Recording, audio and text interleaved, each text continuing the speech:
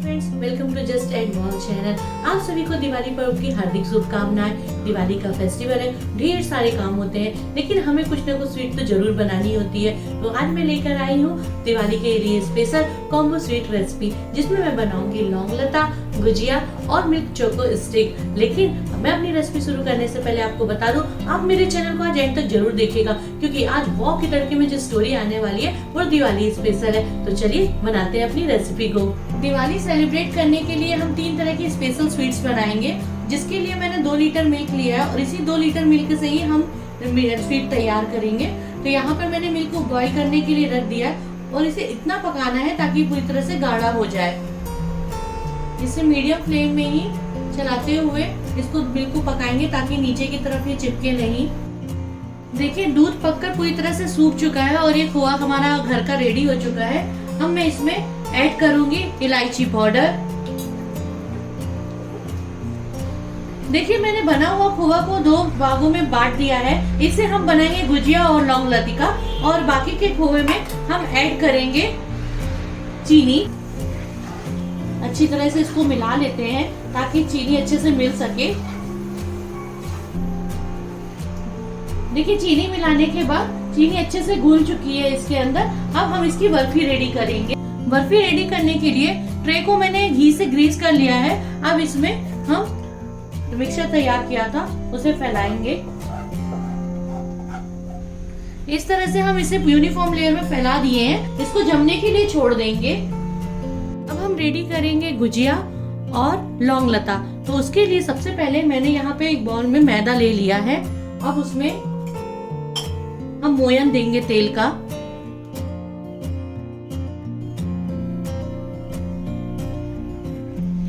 मोयन हमें इतना देना है कि अगर हम इसे हाथ में इस तरह से ले तो ये बंधना चाहिए। देखिए, ये बंध रहा है, मतलब मोयम अच्छा पड़ा है। अब इसका पानी डालकर हम डो रेडी करेंगे। चाशनी रेडी करने के लिए आधा कप मैंने चीनी लिया है, 1 कप पानी ऐड करेंगे। केसर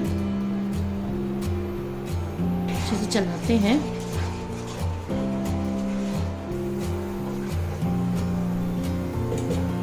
फिलिंग रेडी करने के लिए यहाँ पे जो हमने मावा बनाया हुआ था खोवा, उसको मैंने लिया है। खोवा बनाते समय मैंने इलायची पाउडर ऐड करा था। अगर आप मार्केट से खोवा लेकर आ रहे हैं तो आप उसमें इलायची पाउडर ऐड कर दीजिएगा। अब खोवा में मैं ये कुछ ड्राई फ्रूट्स हैं जो कि पिस्ता, काजू, बादाम है, उसे मैं ऐड करूंगी। पहले हम रेडी करेंगे लौंग लता।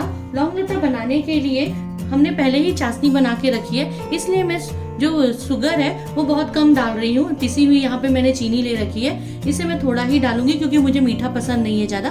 तो आप इसको अपने अकॉर्डिंग घटा या बढ़ा सकते हैं। इन्हें अच्छे से मिला लेते हैं। तो ये हमारी लौंग लता की फिलिंग रेडी हो चुकी है। अब हम लौंग लता रेडी करेंगे। अब हम जो ये मैदा गूंथ के रखे थे, अब इसका एक छोटा सा पोर्शन लेके इसे रोटी की तरह बेलेंगे।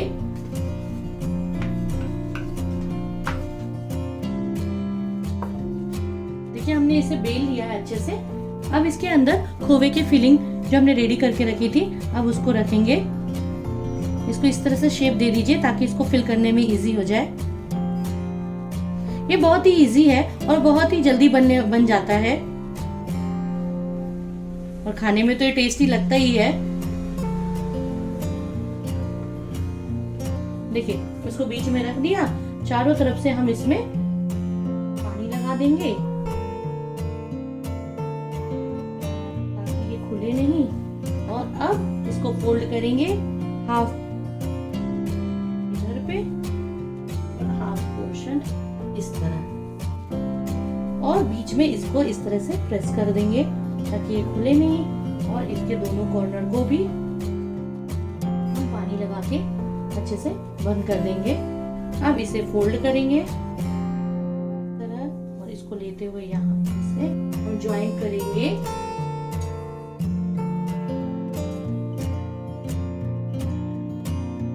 लौंग के साथ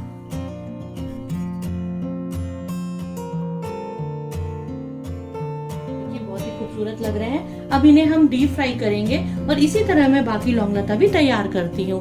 अब हम बनाएंगे गुजिया, जो कि हमने इसी खोवे में जो हमने लौंग लता बनाया था उसी की फिलिंग में ही हम रेडी करेंगे। उसके लिए हम इसमें ऐड करेंगे ये भुंजी हुई सूजी। मैंने उस सूजी को अच्छी तरह से भूंज लिया है, रोस्ट कर लिया ताकि इसका कच्चापन चला जाए। देखिए इस तरह से हमारी गुजिया की भी फिलिंग रेडी हो चुकी है और मैंने इसमें इतनी ही सूजी मिलाई है ताकि ये ऐसे बंधे हुए लगे, सूखा सूखा ना लगे। ये देखिए अच्छे से बंधे हुए, ये सूखे नहीं है, तो ये मतलब बहुत अच्छी फिलिंग रेडी हुई है, खाने में बहुत टेस्टी लगेंगे। गुजिया रेडी करने के लिए हमने जो मैदा गूंथ के रखा था उसी को सेम जिससे लौंग लता के लिए बेले थे हम वैसे ही इसको बेलेंगे। देखिए अच्छे से बिल चुके हैं। अब इसमें गुजिया बनाने का ये जो मोल्ड रखा है हम इसको इसमें इस तरह से रखते हैं और एक साइड में हम फिलिंग रखेंगे जो हमने फिलिंग बना के रखी हुई थी। चारों तरफ पानी लगा देंगे ताकि अच्छे से चिपके रहे और इसे इस तरह से प्रेस कर देंगे और एक्स्ट्रा जो पार्ट है उसको रिमूव कर देंगे।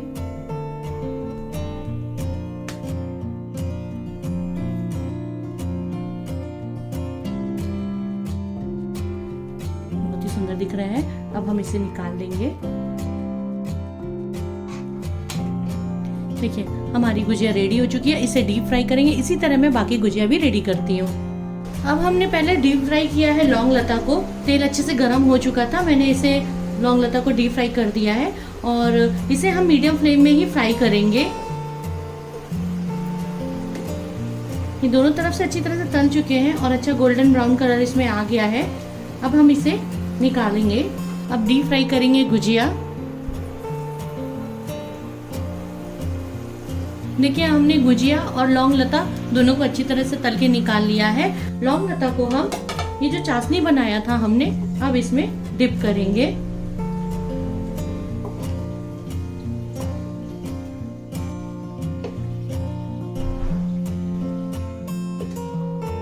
तो ये हमारा लौंग लता रेडी हो चुका है। चलिए देखते हैं हमारी स्वीट रेडी हुई कि नहीं, वो जमी कि नहीं। देखिए बहुत अच्छे से जम चुकी है। आप चाहिए तो आप इसे किसी भी शेप में कट कर सकते हैं और इसको ऊपर से ड्राई फ्रूट्स और आप चांदी की वर्क भी लगा के यूज कर सकते हैं। पर आज हम बनाएंगे चोको मिल्क स्टिक, तो उसके लिए मैं इसे स्टिक की तरह लंबा लंबा कट करूंगी।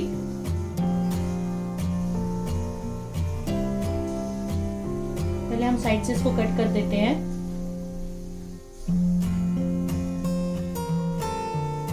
उसके बाद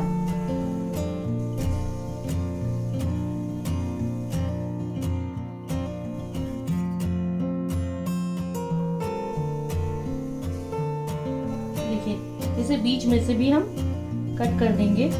देखिए इस तरह से मैंने इसको स्वीट को कट कर लिया है स्टिक में और ये बहुत ही टेस्टी लगती है। अब मैं इसे इसी तरह से मैं बाकी स्टिक भी रेडी करूंगी। देखिए ये मैंने स्टिक ले लिया है और यहाँ चॉकलेट को मैंने मेल्ट करके लिया हुआ था। अब इसे हाफ स्टिक को डिप करेंगे।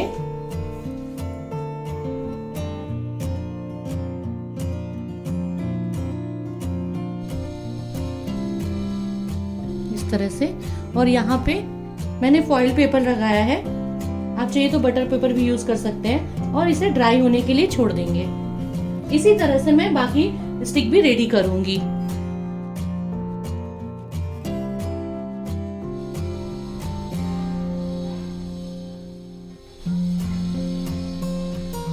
हमारी दिवाली की मिठाई रेडी हो चुकी है और जो कि हमने घर में ही मिल्क से बनाया है। 3 तरह की मिठाई, गुजिया, लौंग लता और ये चोको स्टिक। चोको स्टिक आप चाहिए तो इसे हम मैच स्टिक भी बोल सकते हैं। दिवाली में स्पेशल है और खाने में बहुत टेस्टी लगती है। और हमने इसमें जो मसाले भी यूज किए फिलिंग के लौंग लती का और जो मैंने गुजिया बनाई है वो भी सिमिलर है, तो इनको बनाने में ज्यादा टाइम भी नहीं लगता है। तो आप इन्हें अपने घर के फेस्टिवल में बनाइए और फेस्टिवल एंजॉय करिए और मुझे कमेंट करना मत भूलिएगा कि आपको ये रेसिपी कैसी लगी।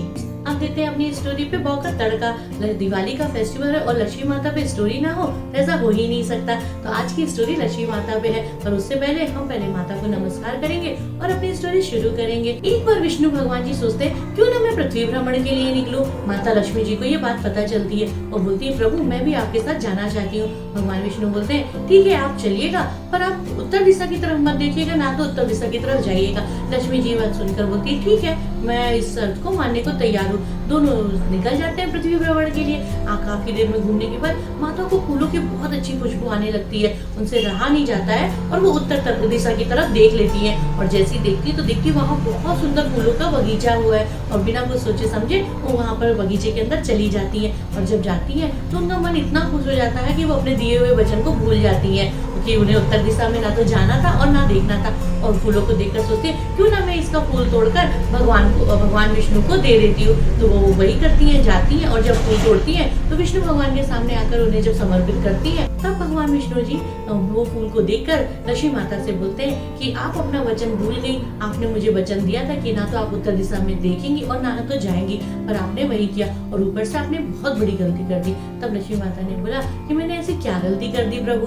तो बोले आपने बिना पूछे इस बगीचे का फूल तोड़ लिया। इस बगीचे का जो माली है वो बहुत मेहनत करके फूलों को उगाता है, उसे बेचकर अपना जीवन यापन करता है। तो आपको किसी के आज्ञा के बिना उसकी वस्तु को ऐसा लेना अपराध होता है। तो लक्ष्मी माता को अपने किए पर बहुत पछतावा होता है और वो बोलती कि वाकई प्रभु मैंने बहुत बड़ी गलती कर दी है और मुझे उसकी सजा जरूर मिलनी चाहिए। तब भगवान विष्णु बोलते हैं आप 1 साल तक माली के घर में उनकी सेवा करेंगी। माता ये बात को मान जाती है और एक बारी का रूप रखकर माली के घर पहुंच जाती है। जब माली के घर वहाँ पर पहुँचती है तब माली दरवाजा खुलता है और देखता है कि एक बालिका वहाँ पर दरवाजे के पास बैठी हुई है और रो रही है। तो वो बोलती है कि माता लक्ष्मी बोलती है कि मेरा यहाँ कोई नहीं है, आप मुझे अपने घर में शरण दे दीजिए, मैं आपके घर का सारा काम करूंगी और मुझे रहने का भी जगह मिल जाएगा।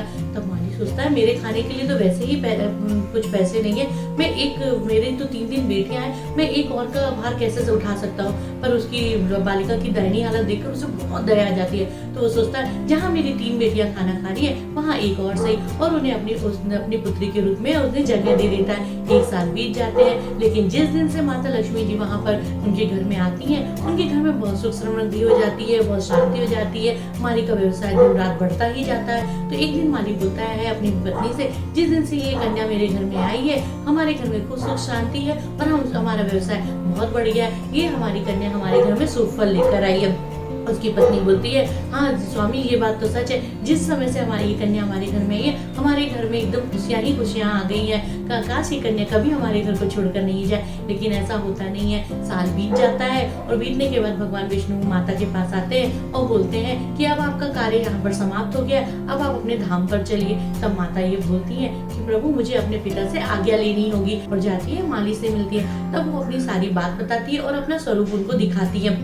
माली सारी बात जानकर पूरा रोने लगता है और रोकर बोलता है ये मैंने क्या कर दिया, मैंने आपको 1 साल अपने घर में भूखा सूखा खिलाया और ऊपर से आपसे इतना सारा काम भी लिया, मुझे माफ कर दीजिए। लक्ष्मी माता बोलती है आपने कोई गलती नहीं की, आपने मुझे बेटी की तरह उसको अपनाया था और मैंने आपको पिता की तरह, तो बेटी और पिता में ऐसा क्या दुख का भाव। तो ये सर उनको बहुत समझाती है और कहती है मैं आपसे बहुत खुश हूँ, आपने बिना कुछ सोचे समझे निस्वार्थ भाव से आपने मुझे अपनाया और आपने मेरी सेवा की है। तो मैं आपको अपना इस घर से छोड़ने के बाद भी ये आशीर्वाद देती हूँ कि आपके घर में कभी भी धन की कोई कमी नहीं होगी।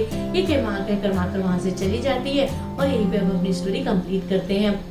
आज के स्टोरी का मोरल यही है कि गलती अगर हम जब करते हैं तो कोई देखे ना देखे, भगवान और हमें पता है कि हमने गलती की है और उसकी सजा जरूरी कभी ना कभी हमें पलट कर मिलती है। इसलिए कहा जाता है कि जितना हो सके कम गलती करें, पर हम तो इंसान है, गलतियां होती है, पर फिर भी जानबूझ के हमें कोई भी गलती नहीं करनी चाहिए। तो आज इसी के साथ हम स्टोरी यहीं पे कंप्लीट करते हैं और वंस अगेन हैप्पी दिवाली, और मिलते हैं अपने आने वाले नेक्स्ट वीडियो में। तब तक के लिए बाय बाय।